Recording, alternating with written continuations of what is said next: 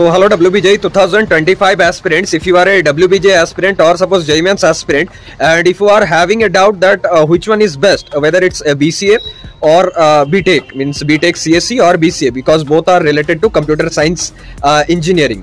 তো দেখো আমি তোমাদের একটাই কথা বলতে চাই যে এখানে এডিটিং দেখিয়ে BCA তে এই প্লেসমেন্ট হয় এত কোটি টাকা এত লাখ টাকা, আমি এত কিছু হিজিবিজি জিনিস বলতে চাই না। একদম ক্লিয়ার কাট কথা যেটা সেটা বলছি। সিম্পল ব্যাপার হচ্ছে যে যদি তোমরা বিটেক সিএসসি কোনো টপ কলেজে পাচ্ছ, টপ কলেজে এবং কম খরচায় পাচ্ছ, তাহলে সেটা তোমরা আনডাউটেডলি নিতে পারো, যদি না সেখানে লোন নিতে হচ্ছে বা তোমার ফিনান্সিয়াল কন্ডিশন খারাপ হচ্ছে।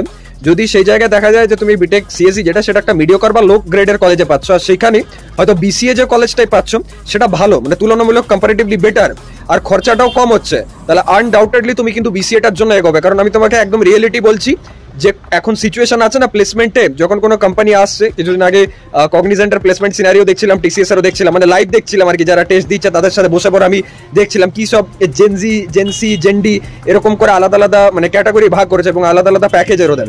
যারা হয়তো এখন প্লেসমেন্টে আছো বসছো তারা হয়তো বুঝতে পারবে আমি কি বলতে চাইছি।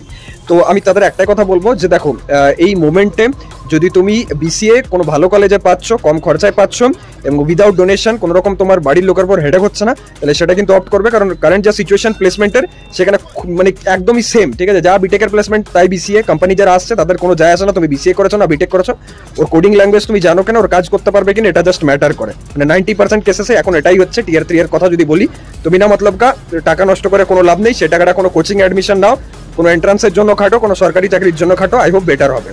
থ্যাঙ্কস আ লট। এরকম ভিডিওস আসতে থাকবে, রেগুলার গাইডেন্সের জন্য চ্যানেলটা সাবস্ক্রাইব করে নাও।